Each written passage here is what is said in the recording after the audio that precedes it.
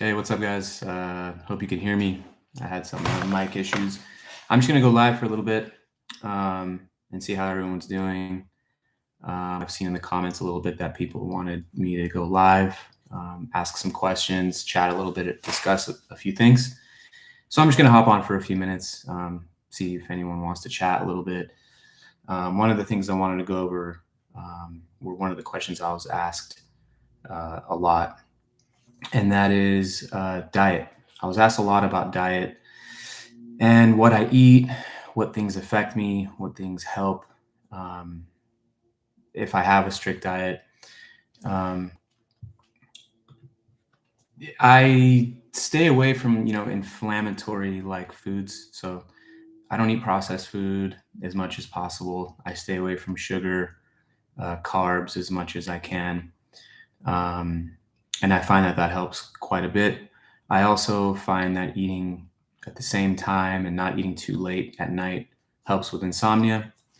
I feel like when I eat really late, I sleep poorly, and then we all know what sleeping poorly does to ME and all the symptoms. Um, so yeah, I don't have a very detailed and strict diet. I just try to eat as clean as possible, and it tends to help a lot. If I do have sugar, I started to get migraines. I have flare up. I usually get a flare up of symptoms to some degree. Not super bad, but I don't want any type of flare up. So I avoid that. I avoid stimulants a lot. Um, I tend to crash from having stimulants. Um, I I also have a lot of gut issues, so I stay away from eating, greasy food, not too much meat. I also can't have too many veggies or fruit. The fructose and the high fiber can cause issues. So when people ask me, what I eat to describe my diet, it really varies. It changes a lot. I also notice, and I don't know if this is particular to ME or not, but what seems to help me a lot for a few months can then eventually start to have negative impacts on my health. Um, so then I have to switch it up. So I guess the long answer to a short question is I am constantly changing my diet. It's never really the same.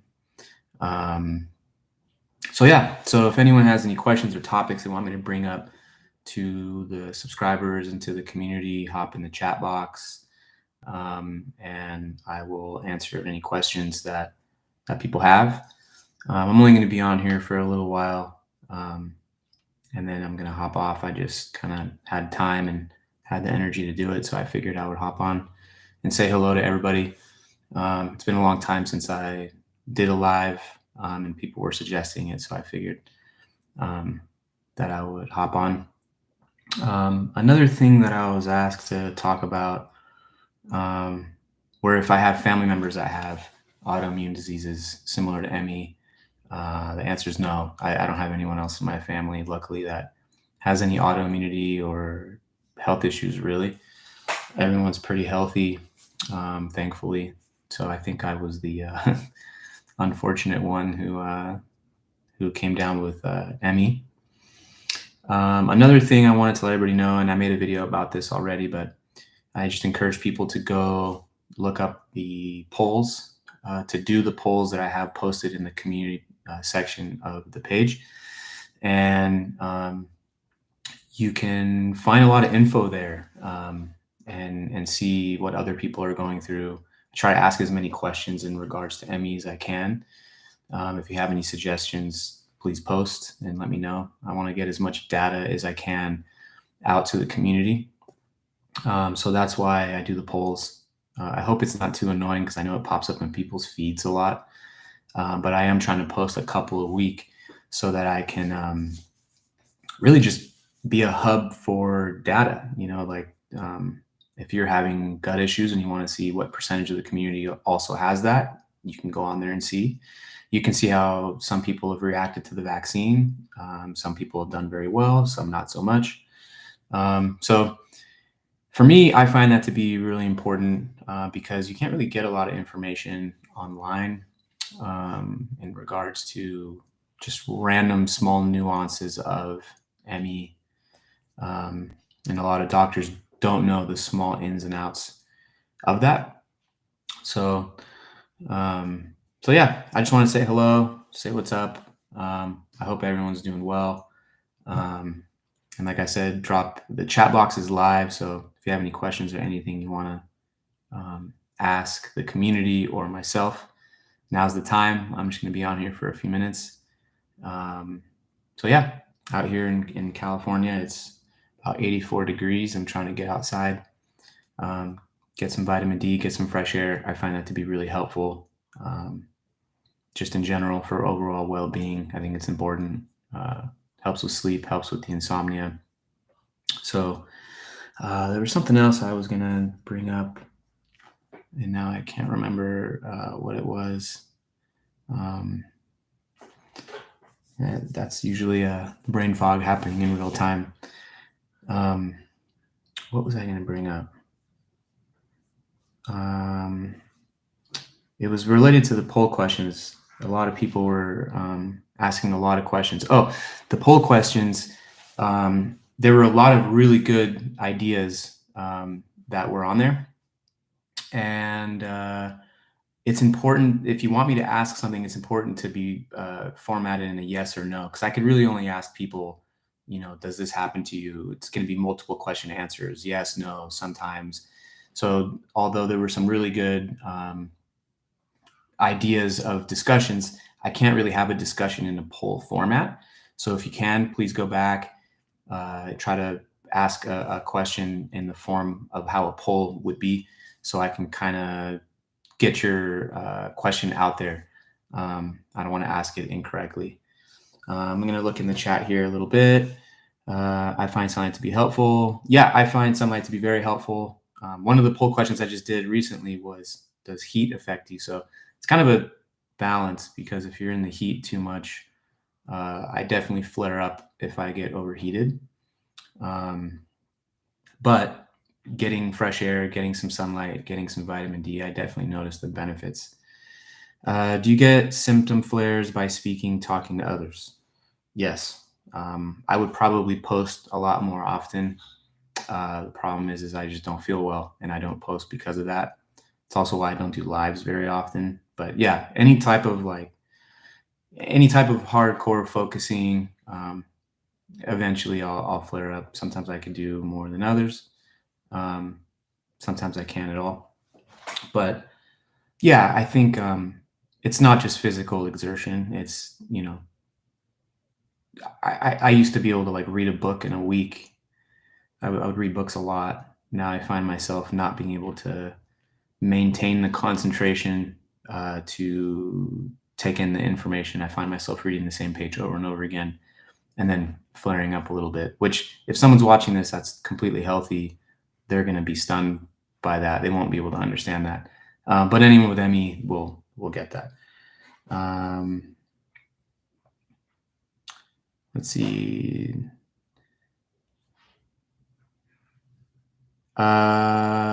Inverted CD4, CD8 ratio. I don't know what that is. Sorry. But the specific questions are totally fine. But yeah, I don't know what that is.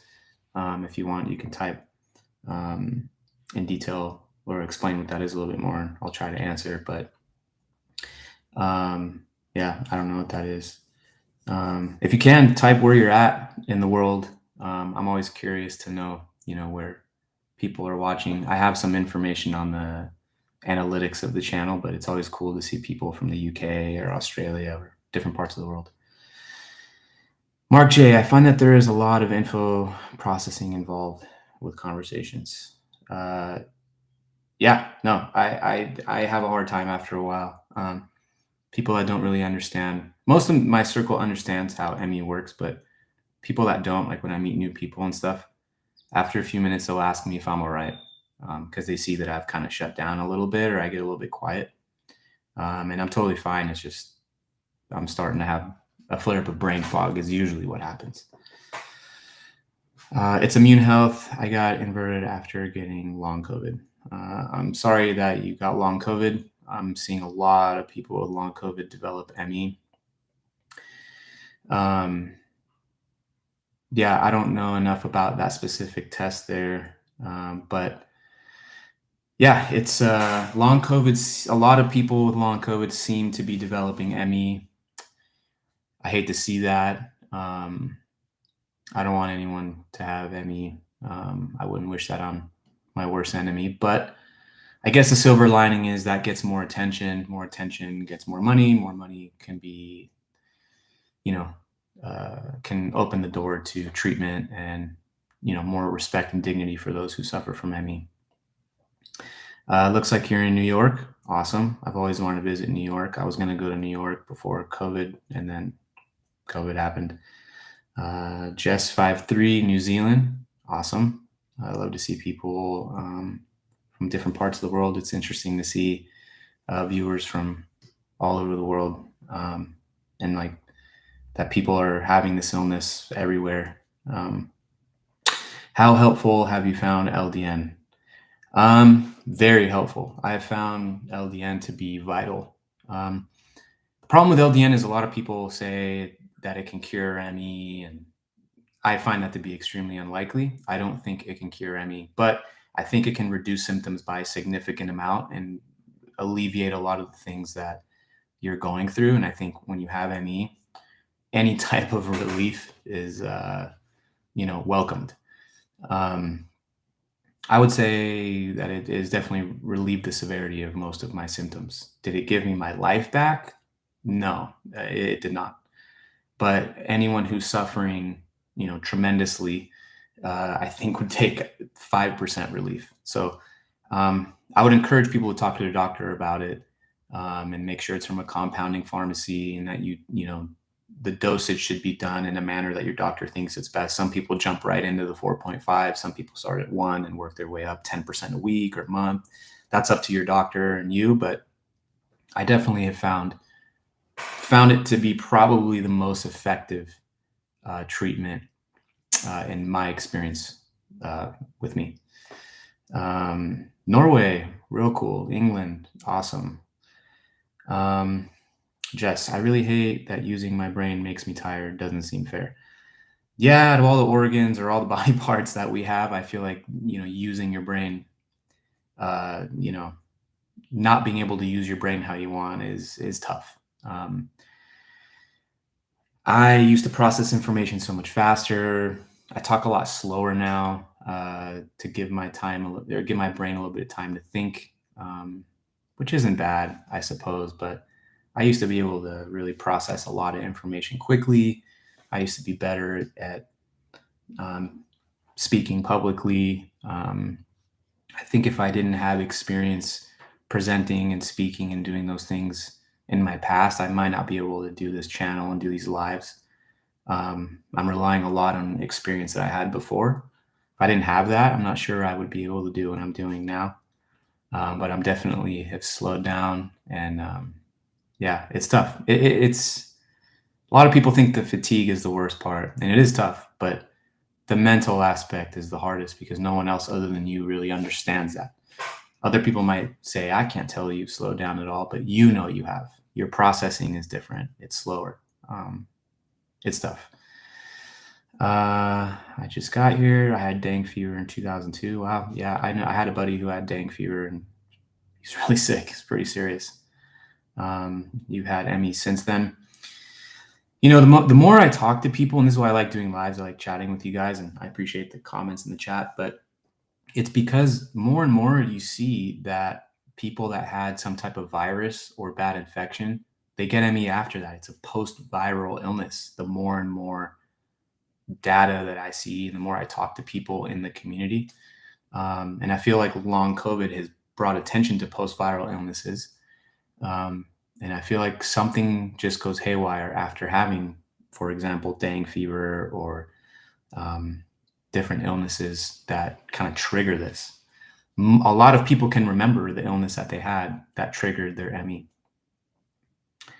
Let's see here. I try to hold on to hope that with so many people getting long COVID, all the research might help us.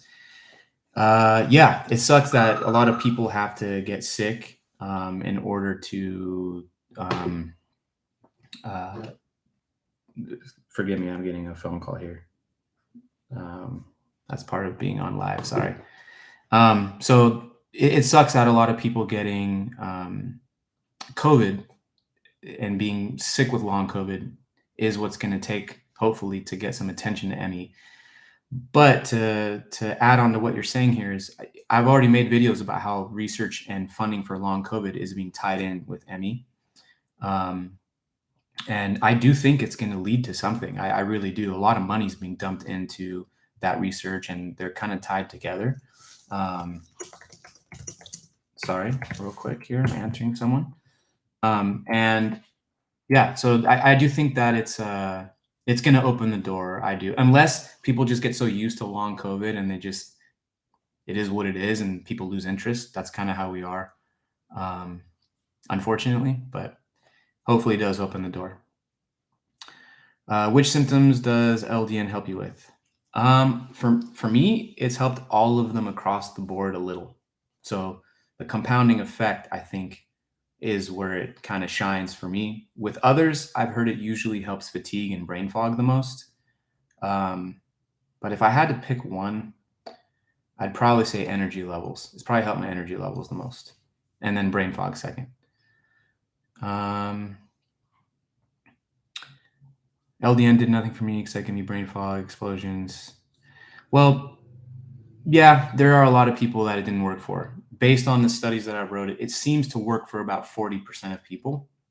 60% it does nothing, and even a small percentage it makes them worse. So keep your expectations realistic. It doesn't help everybody, but I think it's worth a try if your doctor approves. UK, England. Hi, how are you? Did you stop going to normal doctors and GPs? I find mine quite patronizing and don't believe me.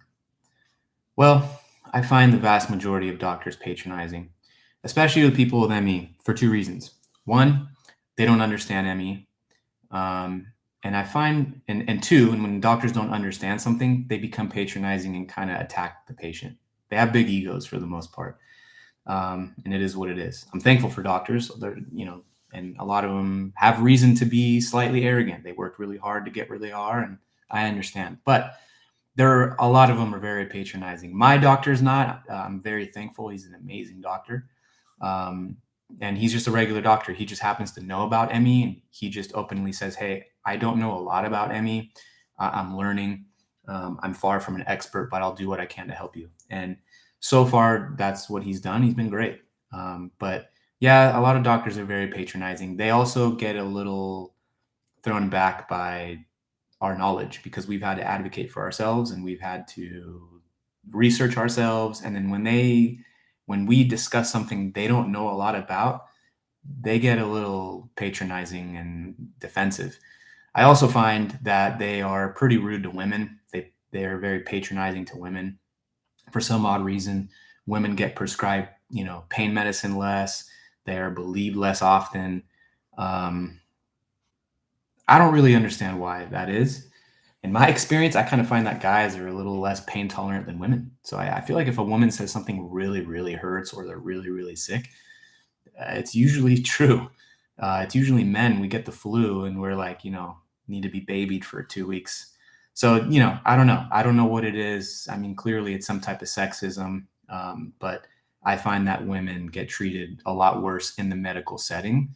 Unfortunately, my mom was in the hospital recently and she needed a certain medication and they didn't want to give it to her. They refused. I had to really get really confrontational with the hospital staff to give her what she needed, because the test that they had done proved she needed it. So I had to be pretty, somewhat intimidating to the nurse for them to give her what she needed. And I feel like if it was reversed, they would have given me that quicker than her. But that's a whole nother topic. It's frustrating. Hello from Sweden. Hello, how are you? I've always wanted to go to Sweden. I'm a big watch guy, and I've always wanted to go to Watches and Wonders, and which is a big watch event there. But because of ME, it's hard for me to travel, and yeah, so, but that's one place I've always wanted to go. Poll question. Did you crash after experiencing grief? Yes, that's for sure. Context, just lost my precious 17-year-old cat and surprised by symptoms aren't much worse than they are. I'm sorry you lost your cat. I feel like pets are very important. You could hear mine back there. I have a puppy. It's yes, grief has definitely can make things significantly worse. Um, yeah, when my dog passed away, and friends that have passed away, I found myself struggling to get back to my baseline for several months. It's tough. Let's see. Hello, you just got fibro, have debilitating fatigue, brain fog getting worse, chronic migraines and headache, always swollen glands. We'll keep looking at your channel. Thank you. Thank you for watching. I have all those symptoms as well. It's not easy, but keep searching for things to improve. There are things that work for people. So, but I can relate every symptom you mentioned there, Elaine, I also have. What does LDN stand for, please? It stands for low dose naltrexone. It's an off-label prescription, so it's in high doses. It's meant for people that are coming down from opioids, I think, in high doses. But they found that in low doses, it can help people regulate their immune system. I encourage you to read up on low dose naltrexone, and it's I have a video about it, but there's a lot more information out there since I've done the video. I should probably do a part 2 to it. It could be helpful for people with autoimmune issues. It is difficult to know how to handle doctors and nurses that don't understand. For me personally, I find that the best way to deal with them when you go speak to them is be prepared and only speak about the facts and the symptoms. Don't talk about your emotions. Very difficult to do because we're dealing with so much. Many people are depressed, frustrated, angry because of dealing with this. But I have found in my experience, don't show emotion. Say, this is what's wrong. This is my symptom. This is my symptom. I need help with this. What do you think is best to solve this? If they ask you if you're depressed and all these things, if you are severely depressed, you should address that. But say, I'm not here to, that's not an issue for me. These symptoms are my issue. And, keep them focused on black and white. Don't go into emotions. Doctors tune you out. They don't want to hear that. They just want to solve the problem at hand. That's not their expertise. And I find it to be much more effective to just speak on the symptoms. That's worked for me, at least. Let's see here. Yeah, I gave up researching for a good doc years ago. Because of that, it's so tiring to explain everything every time and get dismissed and being told it's depression, you need therapy. Yeah, you can also go see a therapist and then have a professional tell you you don't have depression, and then you take that to the doctor and go, a professional says that I've been evaluated and it is not depression, and then go from there. Do you have a significant other wondering how you handle symptoms while needing to talk or socialize with them and others? I do have a significant other. Luckily, that person knew me before I had ME, and she watched my decline. So she knows that I would never choose this. She knows that this isn't from a lack of effort. She's seen me go to 100 doctors. She's seen me mortgage my home on spending money on treatment. And I'm just lucky to have someone who's supportive, but it could be tough. I've missed out on a lot of fun socializing stuff, social events and work stuff for her. And she's gotten awards at work and I couldn't go. And, it's tough. It's tough. Let's see. Low dose naltrexone. All right. Thanks. We got 4 months longer than, oh, sorry, you're answering someone else. I have a female doctor. She doesn't do anything but stay with her because she's kind, never patronizing, not believing, I understand private. Yeah, depends on the medical system you have. It could be hard to find a new doctor because it's really hard depending on your insurance, what country you're in. It's tough to do. Do you have meetings over Zoom with your doctors in the US due to ME? Yes, especially since the pandemic and even now, unless I have to go in for blood draws or things like that, it's always over Zoom. Thank you. This is good advice. How to handle doctors and nurses. No problem. I hope it works. Um, let's see. I've had an infection, put on antibiotics and steroids. The steroids have given me energy, brain fog eased. Pain not as bad. How come I'm feeling better? The steroids. Thank you. So steroids give you a lot of energy. My mom, who's she's 78, she's had some health problems. She has COPD. And every now and then she has to be given steroids for her COPD with antibiotics. And every time she takes the steroids, she's like, I feel 10 years younger. I feel great. Then 3 days after, and she's kind of like, she looks and feels 10 years younger. And then 3 days after it's out of her system, she's back to not feeling quite as great. So I think that's just how steroids work, but you have to talk to a doctor about that. So I'm going to get outside and try to get some sun. And it was nice chatting with everybody. I'm going to give a warning next time before I do a live, but I had the energy and I said, I'm going to try to take advantage. Sometimes with ME, everybody knows it's hard to plan. That's why I don't plan lives, because I've done that in the past. And then when it was time to do the live, I felt horrible and it didn't go very well. Yeah, I hope that everyone has a good rest of your day. And it's always great chatting with you guys. And hello to everyone in New Zealand and Europe and all around the world. It's really cool to communicate with you guys and, hear your experience. So I'll try to set up another live if you guys enjoyed this. If you didn't, I understand it's not super fun to, chat, via text. But I hope everyone has a good weekend and take care of yourself and stay healthy. Until next time, take care.